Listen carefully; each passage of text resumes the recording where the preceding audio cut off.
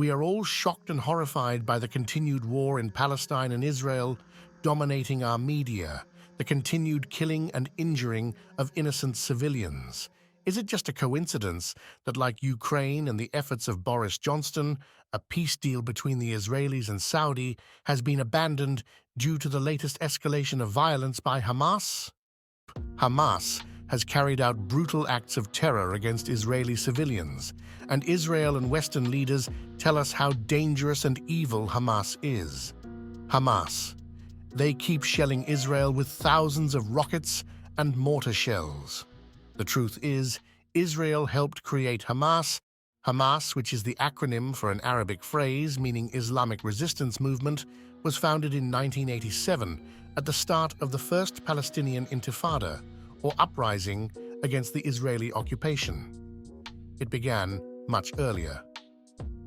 The Hamas founder, Sheikh Ahmed Yassin, was a half-blind, disabled Palestinian cleric and member of the Muslim Brotherhood.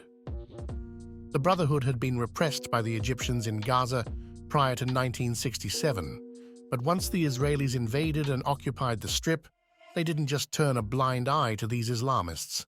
They encouraged them, especially right-wing Israelis who wanted to undermine the power of the dominant Palestinian political force, at that time the nationalist PLO, at the heart of which was the secular Fatah party of Yasser Arafat. By empowering Sheikh Yassin and the Muslim Brotherhood, Israeli leaders thought they could divide and rule the occupied Palestinians, play them off against each other, secular nationalists against religious Islamists. In 1978, when Yassin wanted to officially register his Islamic Association, which was basically the precursor to Hamas, the Israelis were only too keen to help. Yassin built and grew a network of Islamist social institutions across Gaza, which included schools and clubs and mosques, and Israel helped some of those projects. Most Western politicians did not seem to be aware of this. Hamas was encouraged and really started by Israel because they wanted Hamas to counteract Yasser Arafat. Arafat himself told an Italian newspaper, "Hamas is a creature of Israel." He even claimed that former Israeli Prime Minister Yitzhak Rabin admitted it was a fatal error. Now, you might ask yourself, why should I believe the famously shady Yasser Arafat? You don't have to. Believe top Israeli and US officials who basically owned up to all this. Brigadier General Yitzhak Segev, who was the Israeli military governor in Gaza, later told a New York Times reporter that he helped finance the Islamic movement. The Israeli government gave me a budget, and the military government gives to the mosques. Colonel David Hakim, who worked in Gaza in the late 1980s as an Arab affairs expert in the Israeli military, has admitted that the original mistake was Israeli support for Yassin in the late 70s. But at the time, he has argued, nobody thought about the possible results. Apparently, Avner Cohen did. Cohen was the Israeli official who was responsible for religious affairs in Gaza for more than 2 decades and who now says, "Hamas, to my great regret, is Israel's creation." Cohen's words. He actually wrote an official report to his superiors in the mid-1980s, warning them not to play divide and rule in the occupied territories and calling on Israel to break up this movement before it's too late. No one else on the Israeli side really took the possibility of repercussions seriously at that time. Hamas has since killed far more Israeli civilians than any secular Palestinian militant group, and its leaders have been pretty viciously anti-Israeli and even anti-Semitic in their rhetoric.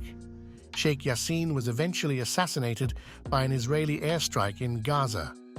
Up until then, Israel was actually encouraging Yassin and company, building them up as a rival to Arafat's Fatah. The wheels were in motion for retribution.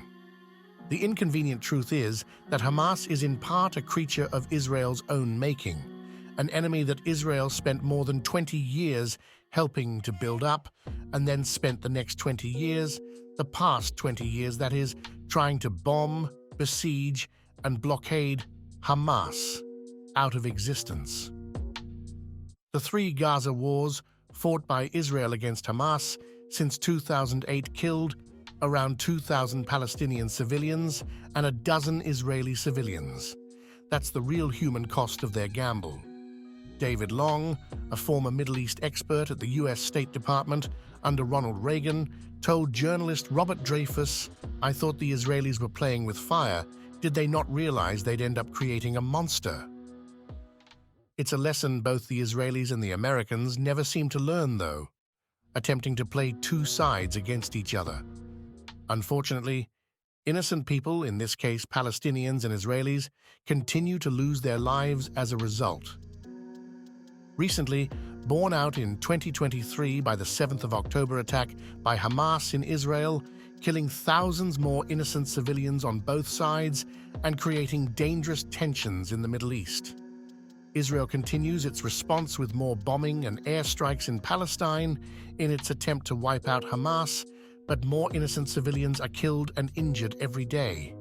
Sadly, this horror continues.